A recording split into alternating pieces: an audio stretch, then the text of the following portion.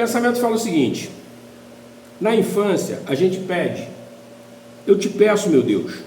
Na adolescência a gente ama, meu Deus, eu te adoro. Na maturidade a gente serve, Deus, usa-me. Na sabedoria, que não tem idade, a gente se identifica, eu sou tu, tu és eu. Esse pensamento aqui não tem muito o que falar, mas é uma coisa importante nós observarmos o que ele transmite para a gente. Você vai saber a maturidade espiritual de uma pessoa por conta disso daqui. As atitudes, as palavras dela, os pensamentos vão estar refletindo exatamente em que faixa ela está, em que condições ela está.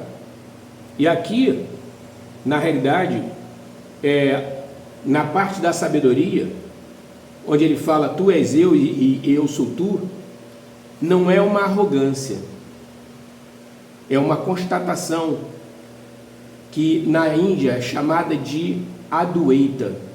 Adwaita é quando você se sente tão envolvido com alguma coisa que você se vê nessa coisa. Você faz parte, você está integrado, você não tem mais como se separar. Por quê? Por conta de crença, de convicção. Não é uma coisa do ego. É uma identidade que surge de tanto envolvimento que você tem, não há como separar. É mais ou menos como acontece com o seu corpo e sua mente. Não tem como separar. Vai separar seu corpo da sua mente? Não. Eles estão envolvidos. Desde quando? Desde que você nasceu, eles estão envolvidos. Então não tem como separar isso. Um olha para o outro e se vê. Olha só, é isso. Isso é o Adwaita. O Dwaita não é que esteja errado, tá? Adwaita certo e Dwaita errado, não é isso. A palavra Adwaita significa não dualista. Não há dualidade. O Dwaita existe dualidade. É Dwaita de dualidade. Então, veja bem. Eu estou aqui, você está aí. Isso aqui é uma relação Dwaita. Nós estamos separados. Adwaita é quando nós somos uma coisa só. Percebe? E isso passa pela consciência. Não tem a ver com o ego. Eu e o Pai somos um. Olha só, quem falou isso foi Jesus. Eu e o Pai somos um. Isso é tipicamente um discurso Adwaita, não dualista. Ele não vê distância entre ele e Deus. Aquela situação de, meu Deus, eu estou me prostrado aqui, isso deixa de existir. Por quê? Porque não faz sentido. Ele pode até fazer uma oração desse tipo, pública, para que as pessoas vejam ele orando, mas no íntimo dele, ele nem precisa das palavras. A relação fica tão estreita que o próprio silêncio já é a oração. Porque você sabe por que você está ali, naquele momento. Você separou aquele momento para você com Deus. E se Deus está tão interligado contigo, que formalidade você precisa? Não há necessidade mais de formalidade. Ele sabe exatamente o que você está querendo, o que você está precisando, o que você está vibrando. Vamos lá assim. Vamos usar vibrando, porque aí quando entra a vibração, as palavras perdem o sentido. Porque a língua, na realidade, ela é pobre. Veja bem, é um meio de comunicação, ninguém tira esse mérito da língua, mas a língua é pobre. Quando você, por exemplo, você viu um fenômeno qualquer, físico, espiritual, não tem a menor importância isso, um fenômeno. Por ser fenômeno, é uma coisa muito pouco conhecida. Então, obviamente, tem grande chance de eu não conhecer. E aí você constata que eu nunca vi esse fenômeno. E aí você tenta explicar com palavras o que foi que você viu. Ali você vai constatar a pobreza da língua, a dificuldade que é para você encontrar palavras para que eu possa entender o que foi que você vivenciou. Por isso que algumas pessoas muito espiritualizadas, muito maduras espiritualmente, elas nem fazem questão de falar sobre Deus. Pelo menos não no nível que ela entende Deus. Porque o outro está tão distante que não vai compreender. E a pessoa muitas vezes começa a falar sobre Deus e percebe pela expressão do outro que ele não está entendendo absolutamente nada.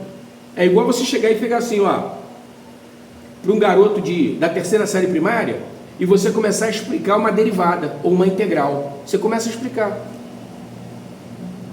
Ou seja, essa cara de espanto do garoto da terceira série é porque no meio do caminho está faltando essas correntes todas que vai conectar ele com a derivada ou com a integral. Ele não consegue entender aquela equação. Para onde que esse cara está indo, cara? De onde que ele veio? Que loucura é essa? Ele ainda falta uma série de coisas. Então esse distanciamento faz com que a pessoa não entenda. E aí, veja bem, a língua deixa isso muito claro. Porque quando você muitas vezes é refém da língua, você, de certo modo, sem desmerecer ninguém, até porque eu me sinto envolvido nessa história, eu estou participando disso, você percebe o seguinte: quão pobre é o intelecto para certas experiências. Ele não consegue, ele precisa comparar, ele precisa calcular, ele precisa disso tudo, ele não consegue sentir simplesmente.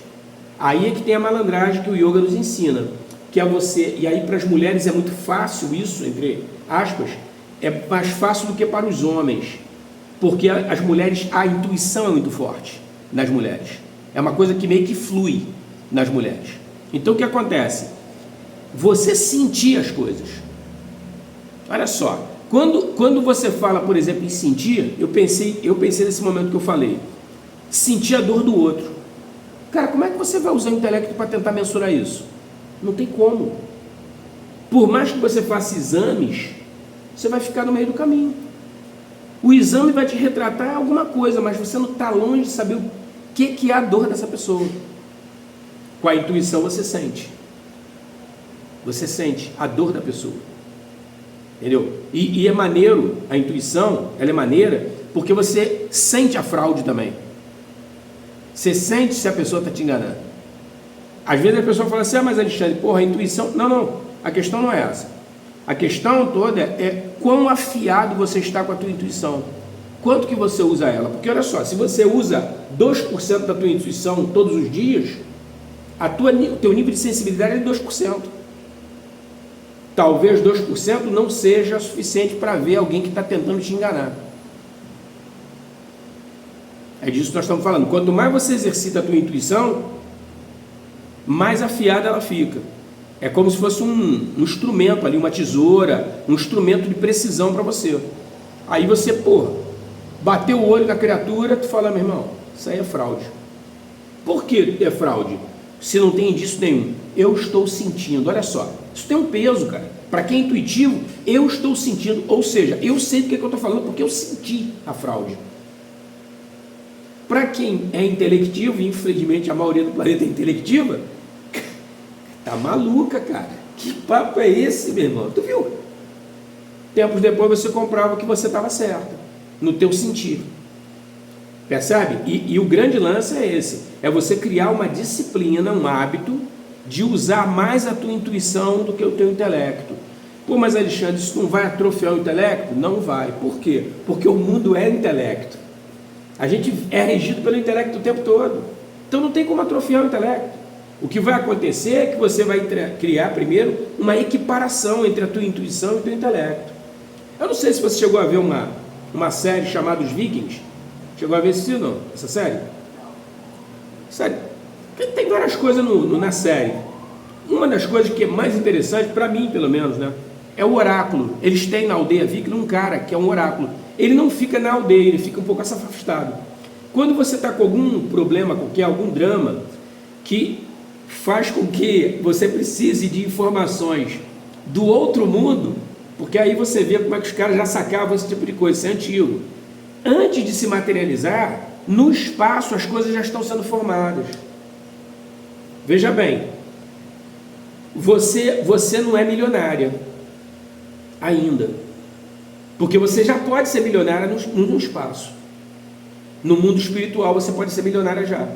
E aí é uma questão de tempo e não tem nada que você possa fazer para mudar isso. Por quê? Porque isso aí é um movimento energético que está acontecendo. Alguma coisa você fez aqui, agora, na Terra, no mundo tangível, que desencadeou uma reação no mundo fora da matéria e que vai plasmar isso na matéria. Isso é fato, isso acontece. Da mesma maneira que um câncer é gerado e tempos depois ele é somatizado, ele vem para o corpo físico, a mesma coisa acontece com a prosperidade, com a fortuna, seja o que for. E não tem nada que você possa fazer, porque isso vai cair no teu colo. Aí, quando chegar, é que você vai saber o que fazer ou não. Tem pessoas que ganham na Mega Sena e meses depois estão mais pobres do que estavam antes de ganhar. Ela não soube o que fazer, mas a energia chegou. Aquilo que ela movimentou, chegou para ela. E aí o que acontece é que nesse filme dos Vikings, quando eles queriam saber alguma coisa que estava além do mundo material, eles iam falar com esse cara, com esse oráculo. E o cara não dava mole não, sabe? Ele não entregava as coisas assim, tipo, olha, é desse jeito, olha, o sujeito da oração, não tinha esse papo não, cara. Ele entregava na forma de simbolismo, mas porque ele vivenciava isso. Na hora que você fazia a pergunta para ele esperava um pouquinho e ele entrava num estado alterado de consciência, que fica em dois mundos. E aí chegava para ele flashes, imagens. Por exemplo, um triângulo feito de cristal, a pena de um corvo e muita chuva na praia. O que significa isso? Sei lá, cara. Aí o que você faz? Agradece a ele, tinha uma forma de agradecer lá, e aí você se retira e pensa no contexto da sua vida o que significa aquele simbolismo, todo o conjunto. É isso. Ele te respondeu, não adianta dizer que ele não te respondeu, ele te respondeu. Agora, você que vai ter que descobrir o que foi que ele quis dizer. Então você vê, esse cara, ele trabalhava num nível de intuição fora do normal, cara. Fora do normal. Porque ele faz um trabalho que é como se fosse uma premonição. Ele vai para o futuro. Que eu não sei se você já escutou falar sobre isso. Isso é uma coisa que o yoga desde sempre. O que nós chamamos de presente está bacana. O que nós chamamos de passado é o presente que já aconteceu, é passado. E o que nós chamamos de futuro é o presente que ainda não aconteceu. E aí existe um tempo verbal que define bem isso, que é o chamado de present continuous do inglês. Na visão do yoga não existe passado nem existe futuro, só existe o presente, mas um presente contínuo. Então o futuro e o passado, eles estão embutidos no presente. Tudo acontece ao mesmo tempo. Isso é um negócio muito doido, se você parar para pensar. Para a mente intelectiva, isso é uma loucura. Que loucura é essa, meu irmão? Mas é a presente, passado e futuro. E aí, essas figuras que são muito descoladas, que entram em estado alterado de consciência com certa facilidade, elas transitam nessa faixa do present continuous com muita facilidade. Por isso é que ela consegue antever. Um cara que era assim era o Nostradamus. Nostradamus era um cara assim, tinha esse perfil. Então por isso é que ele falava sobre coisas que só iriam acontecer 2 séculos depois, 1 século depois. Cara, isso é muito tempo. Mas veja bem, vamos pensar agora. Para uma pessoa que está numa condição atemporal, o tempo não tem nenhuma relevância. Para eu que estou aqui, eu ficar admirado. Caraca, o cara fez a previsão 300 anos antes. 300 anos antes. Mas para ele, foi só um episódio, cara. Para ele, não, aquilo ali não... Inclusive, acredito eu que na mente da pessoa atemporal, isso nem faça sentido. A questão do tempo não faz. Com certeza não deve fazer sentido. Sabe, aquela ordenação, quem vem primeiro, depois, não. Foi feita uma consulta e eu expus o que eu percebi, o que eu senti. Só isso. E ele nem deve, a mente dele nem deve ficar calibrada no tempo, provavelmente. Entendeu? É uma outra realidade, né? É uma outra realidade. Mas, de qualquer forma, é uma coisa acessível a todo mundo.